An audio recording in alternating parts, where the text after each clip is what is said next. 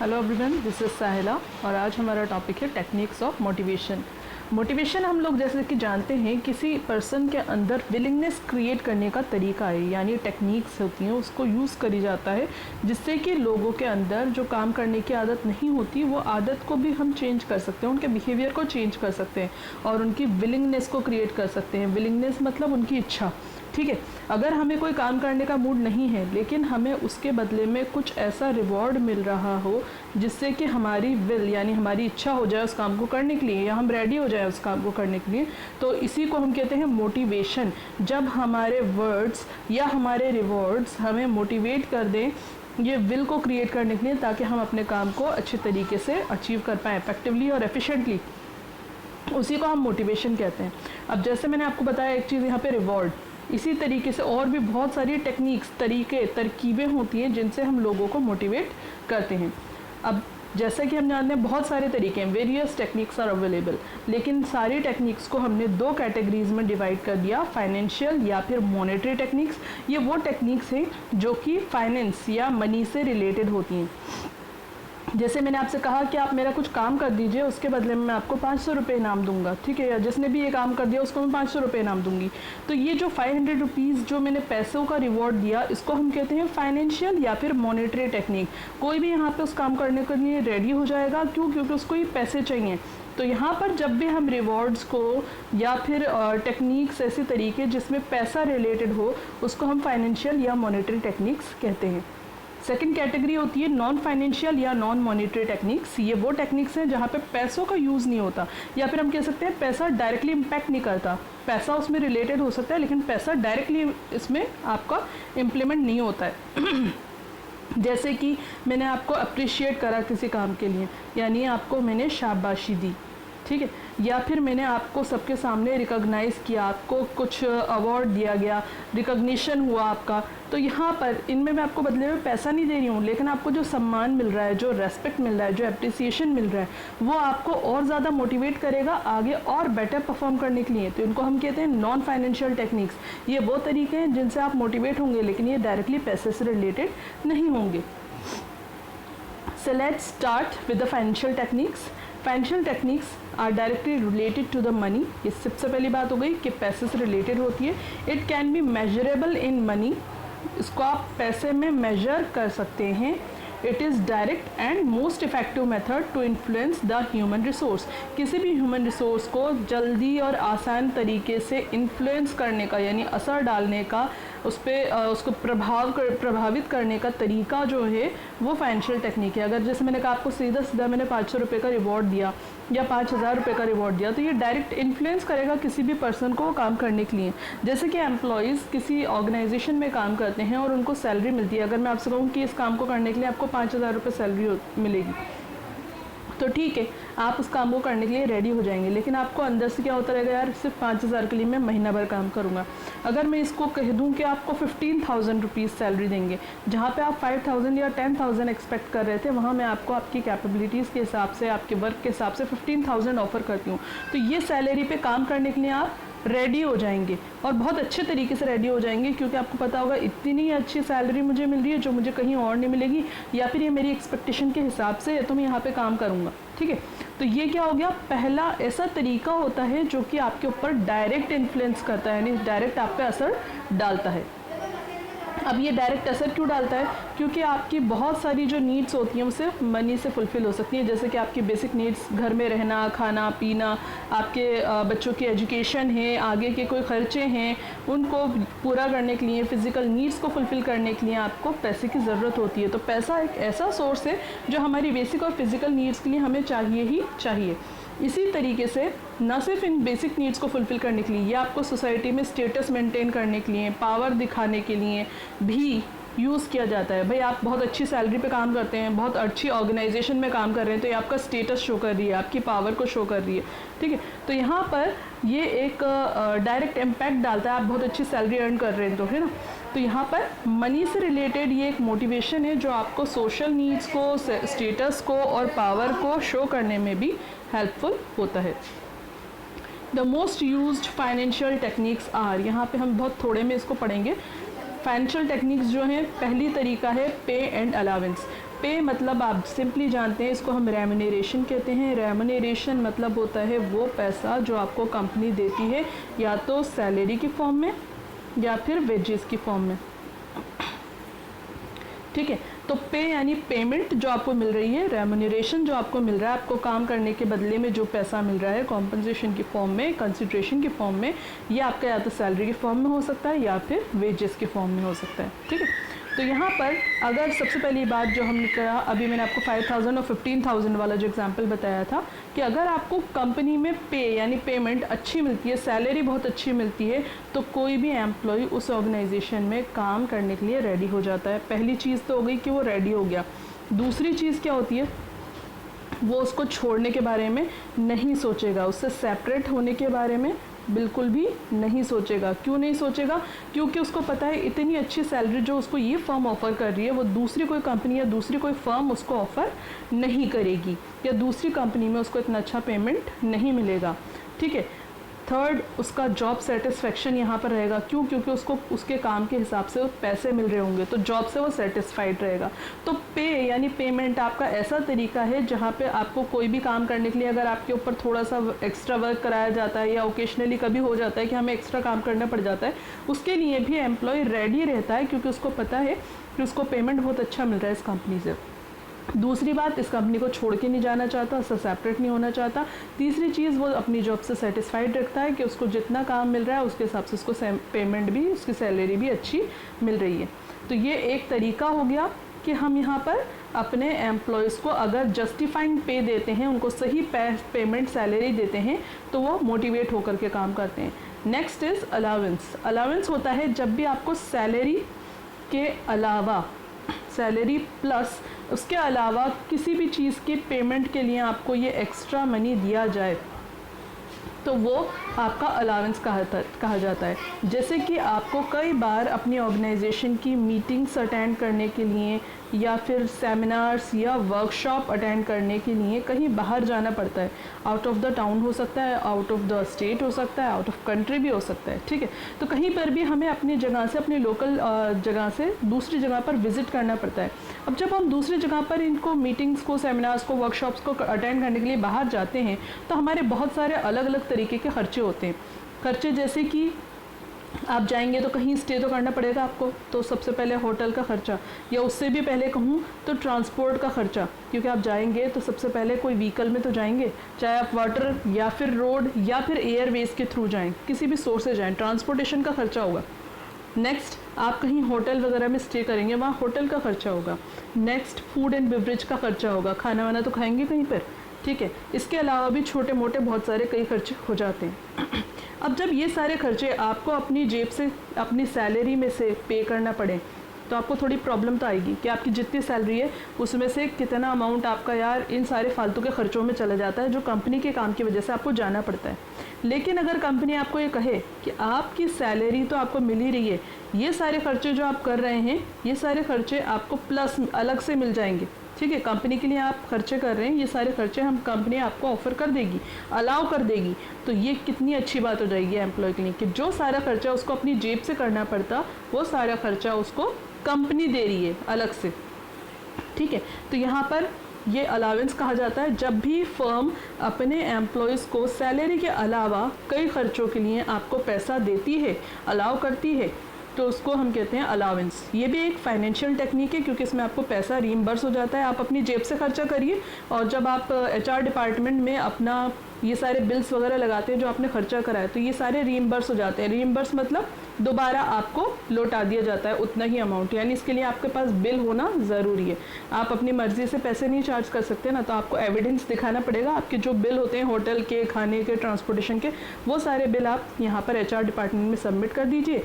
उसके हिसाब से आपके पैसे जो होंगे, आपका अलाउंस जो बनता है, वो आपको रिफंड कर दिया जाता है। तो अगर कंपनी सारे खर्चे उठाए, एक्स्ट्रा खर्चे उठाए, तो एम्प्लॉय ऐसी कंपनी को छोड़ना नहीं चाहता जहाँ पे एक्स्ट्रा खर्चे कंपनी खुद बियर कर रही है, उसको अपनी जेब से कोई पैसा खर्च करना नहीं पड़ रहा। तो ये भी एक अच्छा तरीका है एम्प्लॉय को मोटिवेट करने का। तो ये पे एंड अलाउंस पहली टेक्निक हो गई। Next is bonus. जब भी कंपनी में अलग अलग ओकेशन होते हैं, जैसे कि कई कंपनीज अपने एम्प्लॉयज़ को न्यू ईयर के टाइम पर बोनस ऑफ़र करती है, ठीक है, नए साल के लिए। कई कंपनीज दिवाली के टाइम पे ऑफ़र करती है, ठीक है। और इसी तरीके से कई अलग अलग ओकेशन होते हैं। हो सकता है जो फर्म है, कंपनी है, उसकी एनिवर्सरी, उसकी फॉर्मेशन की एनिवर्सरी है, ठीक है, या उसका कोई माइलस्टोन अचीव हुआ था, कोई प्रोडक्ट या कुछ चीज़ ऐसी लॉन्च हुई थी जिसके ऑनर में वो बोनस देते हैं अपने एम्प्लॉय को। तो बोनस होता है एक्स्ट्रा अमाउंट, एक्स्ट्रा पैसा जो फर्म अपने एम्प्लॉयज़ को डिस्ट्रीब्यूट करती है। तो अगर फर्म अपने एम्प्लॉयज़ को बोनस देती है, जो कि ओकेशनली होता है, कभी कभार आप जब भी मतलब आपका न्यू ईयर पे या दिवाली के टाइम पे या कंपनी के फॉर्मेशन की एनिवर्सरी पे या कुछ भी अलग अलग टाइम पीरियड होते हैं, उस पर कंपनी आपको बोनस ऑफर करती है। तो एम्प्लॉयज़ के लिए एक्स्ट्रा मनी कमाने का तरीका होता है और एम्प्लॉयज़ से मोटिवेट रहते हैं कि हमें यहाँ पर ये कंपनी बोनस ऑफर करती है, हम इसको छोड़कर ना जाएं और इस कंपनी के लिए अच्छे काम करते रहें। तो ये बोनस शेयरिंग होता है। बोनस के साथ साथ प्रॉफिट शेयरिंग भी एक मोटिवेशनल तरीका है। प्रॉफिट शेयरिंग जैसा कि नाम है, प्रॉफिट प्ले आपका शेयर। फर्म जो प्रॉफिट अर्न करती है वो अपने एम्प्लॉयज़ की वजह से अर्न करती है। तो फर्म क्या करती है, अपना जो प्रॉफिट आता है उस प्रॉफिट में से कुछ शेयर, कुछ पोर्शन एम्प्लॉयज़ को डिस्ट्रीब्यूट करती है। एक चीज़ यहाँ पे हमने बोनस पढ़ी है, बोनस भी इसी प्रॉफिट में से पे किया जाता है। कई बार आपको प्रॉफिट में से बोनस दे दिया जाता है, कई बार प्रॉफिट में से आपको अकाउंटिंग ईयर एंड होने के बाद में प्रॉफिट शेयरिंग दिया जाता है। कई बार आपका इंक्रीमेंट लगता है, वो प्रॉफिट शेयरिंग के बेसिस पर ही लगाया जाता है। तो यहाँ पर अलग अलग ऑप्शंस होते हैं जहाँ पे कंपनी अपने एम्प्लॉयज़ की वजह से, क्योंकि उनको ये फील कराना चाहती है कि आपकी वजह से हमने ये प्रॉफिट अर्न करा, तो हम इसमें से आपको कुछ शेयर एम्प्लॉयज़ को भी दिया जाता है, पैसों के फॉर्म में होता है। तो यहाँ पर एम्प्लॉय बहुत ज़्यादा सेटिस्फाइड हो जाता है, खुश हो जाता है और उस ऑर्गेनाइजेशन के लिए हमेशा अच्छे तरीके से मोटिवेट होकर के काम करने के लिए रेडी रहता है। तो ये हो गया हमारा प्रॉफिट शेयरिंग। इसके बाद होता है आपका स्टॉक ऑप्शन। स्टॉक ऑप्शन ये होता है जहाँ पर स्टॉक यानी कि शेयर्स का ऑप्शन एम्प्लॉयज़ को ऑफर करती है कंपनी। कई बार कंपनी क्या करती है, अपने एम्प्लॉयज़ को पैसे नहीं देती, जो यहाँ पे हमने प्रॉफिट शेयरिंग में देखा था। यहाँ पे हम सीधे सीधे इंसेंटिव दे देते हैं, पैसे दे देते हैं उनको। कई बार फर्म्स क्या करती है कि उनको पैसे ना दे करके उनको शेयर्स के ऑप्शन अवेलेबल करा देती है, यानी जितने अमाउंट का प्रॉफिट उनका शेयर बनता था उस अमाउंट के वो उनको शेयर्स दे देती है। अब यहाँ पर जो ये शेयर्स होते हैं, इसका फ़ायदा क्या है? इसका फ़ायदा एक तो कंपनी को होता है कि कंपनी की कैपिटल मेंटेन रहती है, ठीक है, या फिर इंक्रीज़ ही हो जाती है, इंक्रीमेंट होता है कैपिटल में। दूसरी बात, एम्प्लॉयज़ को क्या फ़ायदा होता है, अगर उनको खाली पैसा दिया जाए तो उनको सेम वही मनी मिलेगा जितना मिला। लेकिन अगर आप शेयर्स में इन्वेस्ट करते हैं तो उसमें आपको जो रिटर्न्स होते हैं या डिविडेंड होते हैं वो भी प्लस होके मिलते हैं ना। तो कंपनी आपको ही कहती है, स्टॉक ऑप्शन में आपको शेयर्स डिस्ट्रीब्यूट कर देती है और यहाँ पर आपको शेयर्स के प्राइजेस के साथ साथ उसका रिटर्न, उसका डिविडेंड भी मिल रहा होता है, यानी इंक्रीमेंट होके मिल रहा होता है। दूसरी बात, एम्प्लॉयज़ इससे मोटिवेटेड होकर के और ज़्यादा काम करने लगते हैं, क्योंकि उनको पता है अगर कंपनी में प्रॉफिट ज़्यादा अर्न होंगे तो उनको यहाँ पर ये रिटर्न भी ज़्यादा मिलेगा, ठीक है, क्योंकि अब वो कंपनी के ऑनर्स की तरह भी तो हैं, इन्वेस्टर्स की तरह भी तो हैं, क्योंकि उनको शेयर मिल रहा है वहाँ का, है ना। अगर आपने सुना हो ESOP, employ stock option plan, इसी के तहत हम अपने एम्प्लॉयज़ को क्या करते हैं, स्टॉक ऑप्शन प्लान यानी स्टॉक्स यानी शेयर्स के प्लान्स ऑफर्स देते हैं, जहाँ पे एम्प्लॉयज़ को बहुत कम और सस्ती प्राइजेज़ में ये शेयर्स डिस्ट्रीब्यूट किए जाते हैं, जो कि पहले डिस्काउंटिंग फॉर्म होती थी शेयर्स को इशू करने की, वो यहाँ पे अब तो एप्लीकेबल नहीं होती, अब तो बैन हो गया डिस्काउंटिंग। लेकिन एम्प्लॉय स्टॉक ऑप्शन प्लान के तहत काफ़ी कम सस्ती दरों पे डिस्काउंटेड प्राइस पे शेयर्स को इशू कर दिया जाता है, जिनकी मैच्योरिटी फेस वैल्यू पर होती है, प्लस उनको डिविडेंड और मिलता है कंपनी जो अर्न करेगी उसकी बेसिस पर। तो एम्प्लॉय स्टॉक ऑप्शन प्लान के तहत यहाँ पर एम्प्लॉयज़ को शेयर्स मिलते हैं, उनके कंपनी के शेयर्स में उनको एक ऑप्शन मिलता है कि वो उसमें इन्वेस्ट कर सकते हैं, कंपनी की तरफ से ये इशू करे जाते हैं, तो एम्प्लॉय का फ़ायदा हो जाता है और एम्प्लॉय यहाँ पर और ज़्यादा अच्छे तरीके से मोटिवेट होकर काम करने के लिए रेडी रहता है। नेक्स्ट होता है रिटायरमेंट बेनिफिट्स। रिटायरमेंट बेनिफिट्स में आप जानते हैं, जब आप फर्म से रिटायर्ड होते हैं तो वहाँ पे आपको बहुत सारा PF मिलता है, प्रोविडेंट फंड मिलता है, इस तरीके से ही ग्रेच्युटी फंड मिलता है, ठीक है। इसी के साथ यहाँ पे आपको बहुत सारी दूसरी फैसिलिटीज़ भी मिलती हैं। हर कंपनी अपने प्रोविजंस के हिसाब से, अपनी पॉलिसीज़ के हिसाब से अलग अलग तरीके के रिटायरमेंट बेनिफिट्स अपने एम्प्लॉयज़ को ऑफ़र करती हैं। तो ये प्रोविडेंट फंड जो आपका एक तरीके से वो इनकम होती है जो आपने साल भर कमाई, अपनी वर्किंग लाइफ के दौरान कमाई, इसमें कंपनी भी कंट्रीब्यूट करती है और वो मल्टीपल होकर इंक्रीमेंट होकर के वो पैसा आपको इकट्ठा मिलता है। अब यहाँ पे कंपनी आपको दोनों ऑफ़र दे देती है, या तो आप लमसम में ले लो, इकट्ठा ले लो, या फिर इंस्टॉलमेंट बांधी जाती हैं। तो यहाँ पर एम्प्लॉयज़ को बहुत सारी फर्म्स अच्छे अच्छे रिटायरमेंट बेनिफिट्स ऑफर्स देती है, तो एम्प्लॉय भी ऐसी कंपनी के साथ अच्छे तरीके से उसकी प्रोग्रेस के लिए एफर्ट लगाने के लिए हमेशा रेडी रहते हैं। तो ये हो गया रिटायरमेंट बेनिफिट्स। अब यहाँ पे ये जो सारे तरीके थे पैसों से रिलेटेड थे, इसलिए इनको हमने फाइनेंशियल टेक्निक्स में इंक्लूड कर लिया। नेक्स्ट जो हमारे तरीके होते हैं वो नॉन फाइनेंशियल टेक्निक्स होते हैं। ये मनी से डायरेक्टली रिलेटेड नहीं होते, लेकिन समहाउ रिलेटेड हो सकते हैं। जैसे कि हम कहें, अगर प्रमोशन की हम बात करें तो प्रमोशन आप लोग जानते ही होंगे, प्रमोशन में क्या होता है, हमें ऊपर वाली पोस्ट मिलती है, यानी अबव पोस्ट मिल जाती है। हमें अपनी जिस डेजिग्नेशन पे काम कर रहे थे उससे हमारी पोस्ट बढ़ा दी जाती है, प्रमोट कर दिया जाता है। अब यहाँ पर जो हम डायरेक्टली तरीका देखेंगे या डायरेक्टली इसका इम्प्लीमेंटेशन देखेंगे तो हम कहेंगे नॉन फाइनेंशियल टेक्निक है, पैसों से रिलेटेड नहीं है, क्योंकि यहाँ पे तो आपके जो स्टेटस है, आपका जो डेजिग्नेशन है वो बढ़ रही है, वो प्रमोट हो रहा है। लेकिन ना सिर्फ आपकी डेजिग्नेशन बढ़ी होती है, जब आपकी डेजिग्नेशन बढ़ेगी तो आपकी सैलरी भी बढ़ेगी ना। तो इसको हम ना तो सिर्फ फाइनेंशियल कह सकते हैं, ना नॉन फाइनेंशियल कह सकते हैं। तो इसलिए इसको हम कहेंगे कि यहाँ पर नॉन फाइनेंशियल टेक्निक्स में वो तरीके होते हैं जो डायरेक्टली रिलेटेड नहीं हो सकते मनी से, बट समहाउ रिलेटेड होते हैं, काफ़ी हद तक रिलेटेड है। तो नॉन फाइनेंशियल टेक्निक्स आपकी बेसिकली वो टेक्निक्स हैं जो पैसे से बेसिकली डायरेक्टली रिलेटेड नहीं होती, लेकिन उसकी प्रायोरिटी होती है कि एम्प्लॉय को साइकोलॉजिकल और इमोशनल सेटिस्फेक्शन प्रोवाइड कराए। ठीक है, जैसे अभी हमने कहा था अप्रिसिएशन, अगर किसी ने कुछ कह दिया, उसके वर्ड्स ने आपको बहुत ज़्यादा तसल्ली दी, बहुत सुकून दिया, तो आप उस बंदे को बहुत ज़्यादा पॉजिटिवली जज करने लगते हो, उसको पॉजिटिवली उसके साथ रिएक्ट करने लगते हो। ठीक है कि ये बहुत अच्छा इंसान है, ये मेरे बारे में फ़िक्र करता है, और उसके साथ आप बहुत अच्छा बिहेव करेंगे। आप उसके काम, अगर वो कुछ कहता है तो आपके उसके काम भी कर देंगे खुशी खुशी। तो ये सारे तरीके होते हैं नॉन फाइनेंशियल टेक्निक्स। तो सिंपल सी बात है, जब हमारे स्पोकन वर्ड्स या फिर हमारी केयर या फिर अप्रिसिएशन, किसी को रिकॉग्नाइज करना, किसी को ऑनर सम्मान देना, कोऑपरेट करना, एक दूसरे की हेल्प करना, अवार्ड ऑफर करना, ये सारे तरीके नॉन फाइनेंशियल टेक्निक्स के अंदर यूज्ड किए जाते हैं। Non financial techniques can be used for an individual as well as for complete group. ये एक बेसिक डिफरेंस होता है फाइनेंशियल और नॉन फाइनेंशियल टेक्निक में, क्योंकि फाइनेंशियल टेक्निक में जो पैसा मिल रहा होता है वो किसी एक इंडिविजुअल को मिल रहा होता है, एक बंदे को मिल रहा होता है। ठीक है, जैसे कि आपने जो बोनस दिया वो किस पर्टिकुलर एम्प्लॉय को दिया है, वो उसी का शेयर हो गया है ना। इसी तरीके से आपने कुछ अलावेंस दिया, वो अलावेंस उसी पर्टिकुलर बंदे को मिलेगा। लेकिन नॉन फाइनेंशियल टेक्निक्स जो होती है वो आप सिर्फ एक इंडिविजुअल पे भी इम्प्लीमेंट कर सकते हैं। एक बंदे को आपने रिकॉग्नाइज किया, उसको अप्रिशिएट करा, तो वो मोटिवेट हो गया, तो एक इंडिविजुअल के ऊपर भी आप इम्प्लीमेंट कर सकते हो। As well as for the complete group, आपने पूरे ग्रुप को शाबाशी दी, सभी लोगों के एफर्ट्स को सराहा, तो वहाँ पर वो मोटिवेशन कंप्लीट ग्रुप पे भी काम करेगा। तो नॉन फाइनेंशियल टेक्निक्स वो हैं जो सिर्फ एक इंडिविजुअल पे भी काम कर सकती हैं और साथ के साथ पूरे ग्रुप पर भी ये इम्प्लीमेंट की जा सकती हैं। ठीक है, अब यहाँ पर हम कुछ टेक्निक्स को डिस्कस करते हैं। पहली टेक्निक जो है नॉन फाइनेंशियल टेक्निक वो है status and job security. Status आप जानते हैं, किसी पोस्ट या पोजीशन से रिलेटेड हम इसको इंक्लूड करते हैं कि ये पोस्ट या पोजीशन होती है जिस पे कोई पर्सन काम करना चाहता है। अब देखिए, हम जब भी किसी ऑर्गेनाइजेशन में हिस्सा बनते हैं उसका काम करने के लिए, तो हम हो सकता है पहल उसके एम्प्लॉय बन के वहाँ पर जाएँ। हमारी बहुत ज़्यादा डिग्रीज़ नहीं है, क्वालिफिकेशन नहीं है, तो हमें एम्प्लॉय पोस्ट पर रखा जाएगा। लेकिन सारी ज़िंदगी तो हम एक एम्प्लॉय के पोस्ट पर नहीं रहना चाहते ना, हमारे भी कुछ ड्रीम्स होते हैं, हमारे कुछ प्लान्स होते हैं कैरियर को आगे बढ़ाने के लिए, कैरियर पाथ होता है कि हम भी यहाँ पे सुपरवाइज़र बनना चाहते हैं, या फिर इसके कंपनी के हम मैनेजर बनना चाहते हैं, या फिर इस डिपार्टमेंट के मैनेजर बनना चाहते हैं, या फिर हम टीम लीडर बनना चाहते हैं, या हम प्रोजेक्ट लीडर बनना चाहते हैं।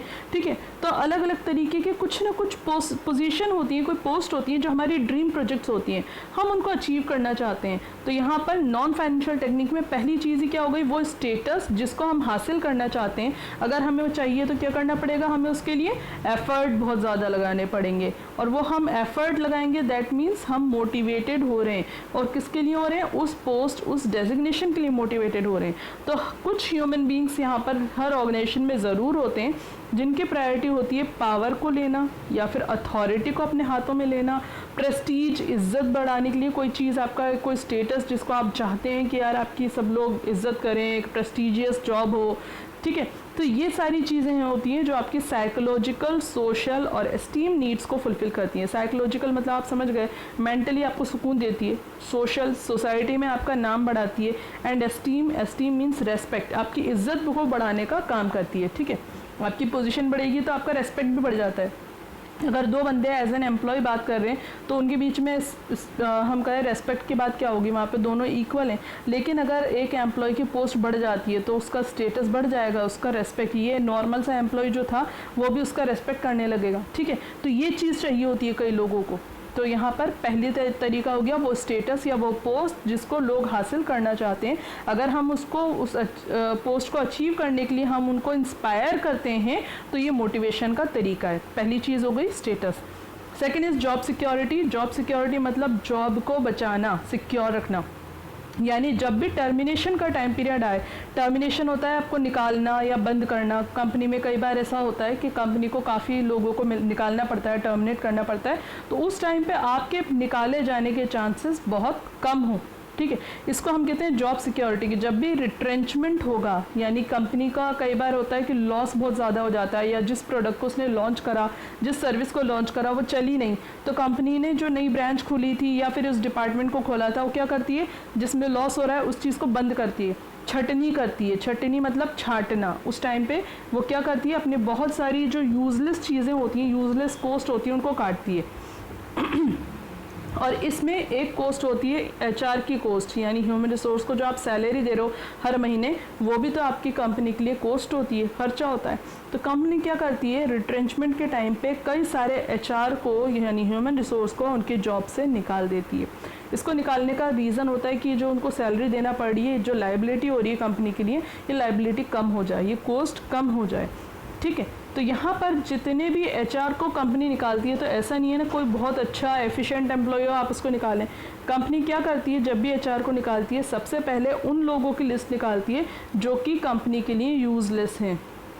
यूजलेस मतलब जिनकी कंपनी को, ऑर्गेनाइजेशन को ज़रूरत नहीं है, पहली बात।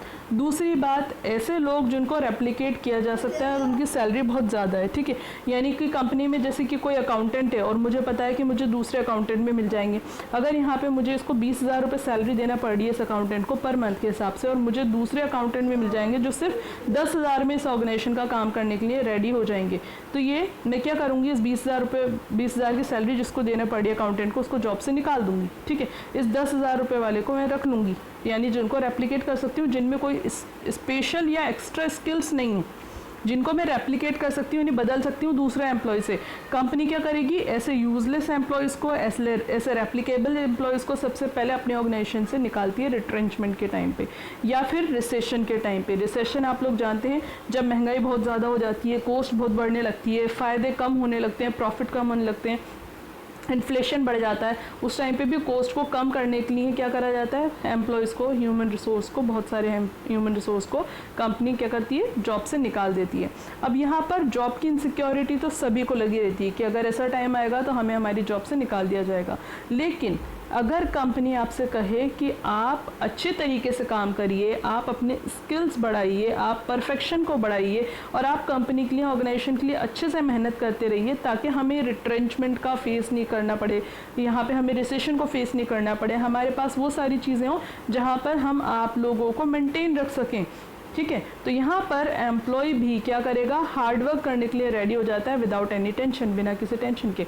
तो जॉब सिक्योरिटी भी एक ऐसा तरीका है जिससे कि हम अपने एम्प्लॉयज़ को मोटिवेट रख सकते हैं और उनसे अच्छे तरीके से काम को करवा सकते हैं। तो पहला तरीका हो गया स्टेटस एंड जॉब सिक्योरिटी।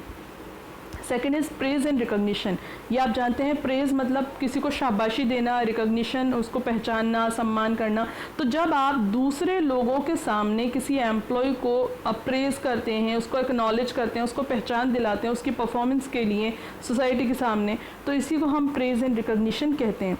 जब हम किसी ऐसे एम्प्लॉय की तारीफ़ करते हैं तो उसका मोराल यानी उसका एंथुसियाज्म जो होता है, उसका हौसला जो होता है वो बहुत ज़्यादा बूस्टअप हो जाता है और वो हमेशा हार्डवर्क करने के लिए रेडी रहता है, है, अपने लिए नए नए स्टैंडर्ड्स क्रिएट करने के लिए रेडी रहता है, हमेशा आगे बढ़कर और अच्छा और बेहतर परफॉर्म करने के लिए हमेशा वो रेडी रहता है। यहाँ पर जो कंपनी होती है रिकॉग्निशन या फिर प्रेज अलग अलग तरीके से करती है। कई बार आपको सर्टिफिकेट्स के फॉर्म में प्रेज या रिकॉग्निशन मिलता है कंपनी की तरफ से, कभी कंपनी अवार्ड्स करती है, जैसे कि आपने सुना होगा एम्प्लॉय ऑफ द मंथ या फिर एम्प्लॉय ऑफ द ईयर का अवार्ड दिया जाता है एम्प्लॉयज़ को। तो इसमें क्या होता है, बेस्ट परफॉर्मर को आप अवार्ड देते हैं तो इससे वो एम्प्लॉय भी मोटिवेट होता है जिसको आपने ये अवार्ड दिया, और उसी से इंस्पायर होकर दूसरे एम्प्लॉय भी मोटिवेट होते हैं क्योंकि उनको ये अवार्ड चाहिए होता है। तो प्रेज एंड रिकॉग्निशन उस एम्प्लॉय को भी मोटिवेट करता है और उससे जुड़े हुए दूसरे लोगों को भी मोटिवेट करते हैं। इसी तरीके से अलग अलग प्राइजेस होते हैं, लेटर ऑफ एप्रिसिएशन होता है। इन फॉर्म्स में कंपनी अपने एम्प्लॉयज़ को प्रेज और रिकॉग्नाइज करती है और इससे एम्प्लॉय और ज़्यादा मोटिवेट होता है और ज़्यादा परफॉर्म करने के लिए।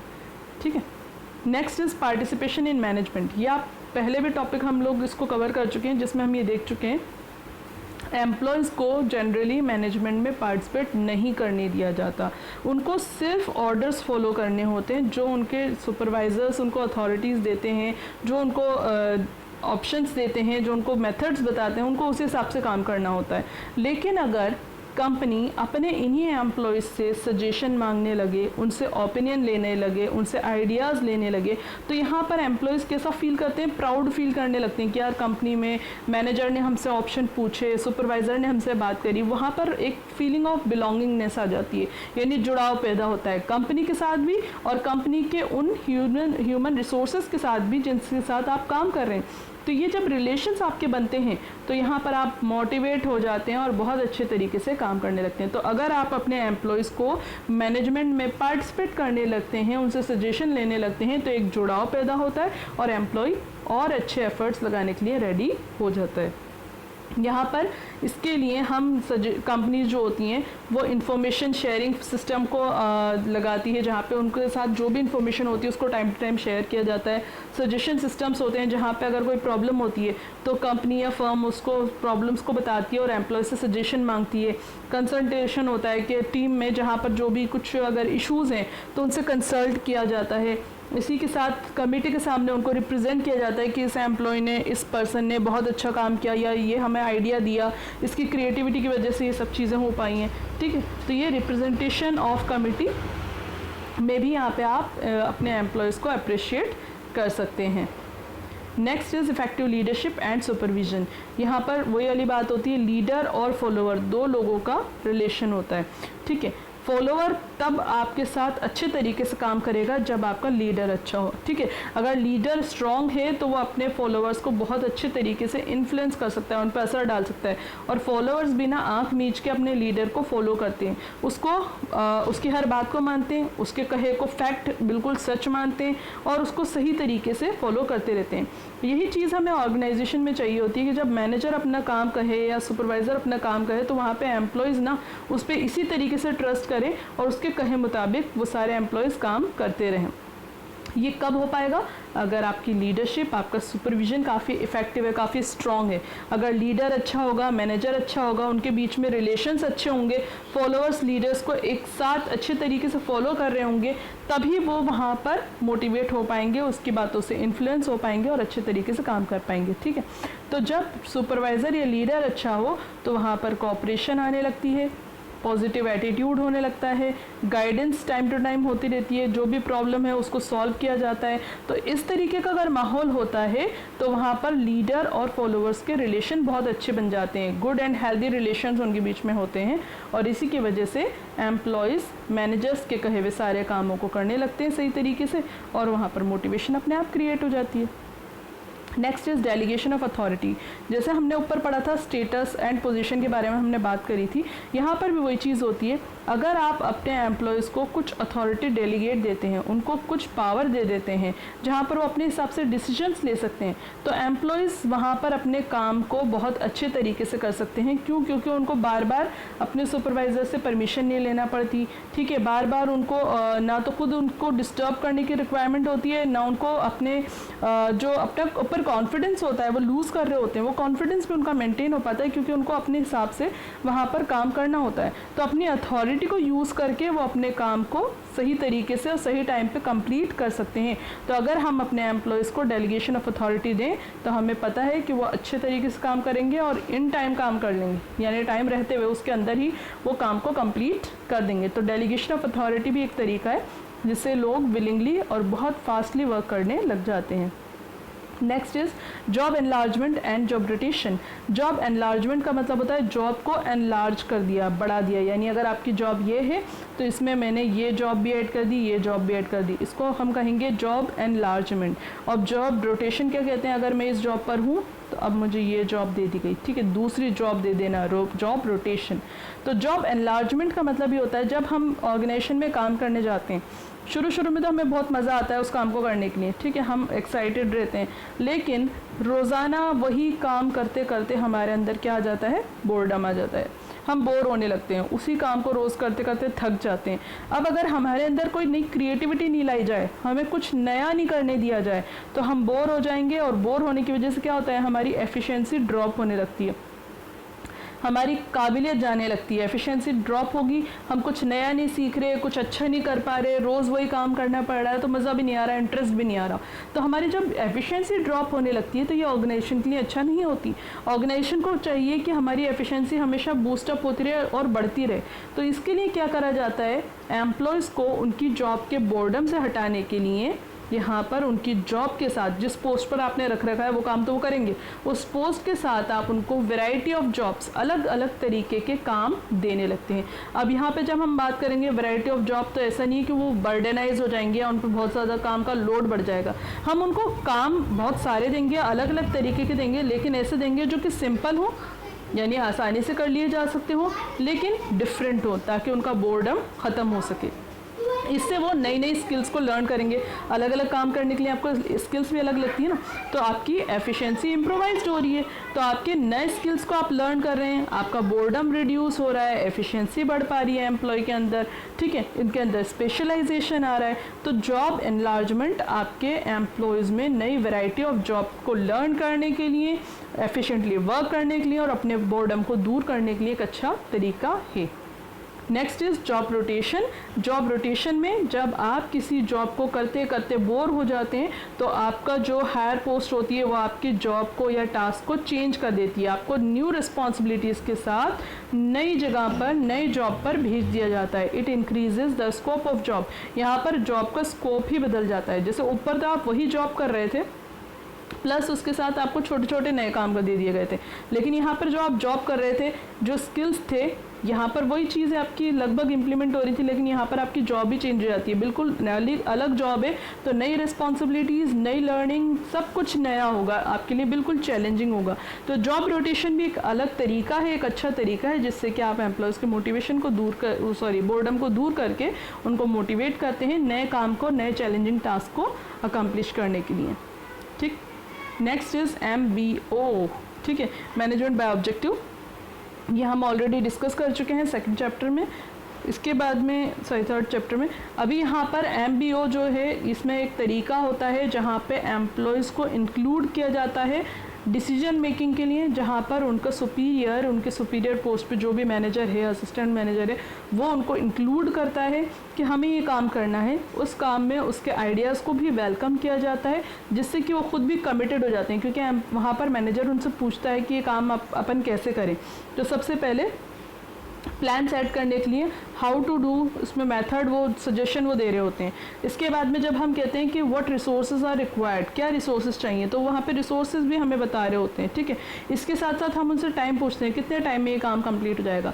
तो एक तरीके से वो कमिटमेंट्स दे रहे होते हैं, अपने कमिटमेंट, यानी अपने आप बात वो कह रहे हैं जिसको वो अकम्प्लिश करना उनकी जिम्मेदारी हो गई है, ठीक है। तो यहाँ पर मैनेजमेंट बाय ऑब्जेक्टिव एक ऐसा तरीका है जहाँ पे एम्प्लॉयज़ को भी डिसीजन मेकिंग में इंक्लूड किया जाता है, इससे कि वो अपने आइडियाज़ भी वेलकम करते हैं, उनके आइडियाज़ जनरेट होते हैं, क्रिएटिविटी आती है, और दूसरी बात वो कमिटेड हो जाते हैं, जिससे कि वो गोल्स को टाइमली अचीव करने के लिए हमेशा रेडी रहते हैं। तो ये हो गया हमारा मैनेजमेंट बाय ऑब्जेक्टिव। इस तरीके से हमारे यहाँ पर टेक्निक्स जो हमारे कोर्स में है वो कंप्लीट हो गई। वैसे बहुत सारी मल्टीपल टेक्निक्स हैं जिनको हम अगर देखें तो बहुत ज़्यादा हो जाएंगी, लेकिन यहाँ पर हम लिमिटेड सी टेक्निक्स पढ़ने वाली हैं। कुछ टेक्निक्स हमारी फाइनेंशियल टेक्निक्स थी और कुछ हमारी नॉन फाइनेंशियल टेक्निक्स हैं, ठीक है। यहाँ पर इसमें हमने पढ़ लिया पे एंड अलावेंस, जिसमें हम salary, rent, transportation cost, extra, ये सारी सब चीज़ें हमें मिल जाती हैं। गेन शेयरिंग होता है अगर फर्म में कोई फ़ायदा हो जाता है, जैसे कि कोई कॉस्ट रिड्यूस हो गई किसी डिपार्टमेंट की एफिशिएंसी की वजह से, जैसे प्रोडक्शन डिपार्टमेंट ने कुछ काम करा और उसकी वजह से उसने ऐसे मेथड्स निकाले, ऐसी टेक्निक्स निकाली जिनकी वजह से आपकी प्रोडक्ट की कॉस्ट कम हो गई। अब ये जो फ़ायदा हुआ, इस फ़ायदे को उन्हीं लोगों में कंपनी क्या करती है, डिस्ट्रीब्यूट कर देती है, ताकि वो और ज़्यादा मोटिवेटेड हों और ज़्यादा अच्छे एफिशिएंट तरीके कंपनी के लिए निकालें, ताकि कंपनी की कॉस्ट को, कंपनी की प्रोडक्शन कॉस्ट को, दूसरे खर्चों को और ज़्यादा कम किया जा सके। तो कंपनी में अगर कोई भी फ़ायदा होता है, गेन होता है, तो जिनकी वजह से वो गेन हुआ है, कंपनी उन्हीं के बीच में उसका कुछ शेयर, कुछ पोर्शन उनमें डिस्ट्रीब्यूट कर देती है, ताकि वो मोटिवेटेड रह सकें। प्रॉफिट शेयरिंग, अब यहाँ पर जैसे हमने कहा ऊपर गेन शेयरिंग, ये पर्टिकुलर सिर्फ उन्हीं लोगों को मिलेगा जिनकी वजह से फ़ायदा हुआ है। प्रॉफिट शेयरिंग कंपनी का प्रॉफिट होता है जो कंपनी के सारे ही एम्प्लॉयज़ में डिस्ट्रीब्यूट होता है, चाहे उनका शेयर हो या ना हो, ठीक है। It is divided among all. Retirement benefits ये हमने पढ़ लिए। नॉन फाइनेंशियल टेक्निक्स की अगर हम बात करें तो यहाँ पे जॉब एनलार्जमेंट होता है, जहाँ पे हमारी जॉब के साथ एक्स्ट्रा जॉब हमें करना पड़ती है। जॉब रोटेशन में न्यू चैलेंजिंग जॉब आपको दी जाती है। पार्टिसिपेशन में आपके मैनेजमेंट में आपसे डिसीजंस लेने के लिए आपको इंक्लूड किया जाता है। डेलीगेशन ऑफ अथॉरिटी में आपको काम करने के लिए कुछ पावर्स, कुछ अथॉरिटी दी जाती हैं, जहाँ पे आप अपने हिसाब से डिसीजन ले सकते हैं और अपने काम को अकम्प्लिश कर सकते हैं। क्वालिटी ऑफ वर्क लाइफ, इसमें आपके जो वर्किंग एनवायरनमेंट है उसको अच्छा बनाया जाता है। एम्प्लॉयज़ और मैनेजर, सुपरवाइजर्स के रिलेशन अच्छे बनाए जाते हैं। पॉजिटिव एटीट्यूड लाया जाता है ताकि एक अच्छा एनवायरनमेंट हो और वहाँ पे सभी लोग अच्छे तरीके से मोटिवेट होकर के काम कर सकें। एंड लास्ट इज़ एम्बियो टेक्निक। एम्बियो टेक्निक में भी आपके एम्प्लॉयज़ को इंक्लूड किया जाता है ताकि वो कमिटेड हो सकें और अच्छे तरीके से काम को टाइम पे अकम्प्लिश कर सकें। Thanks for watching my video.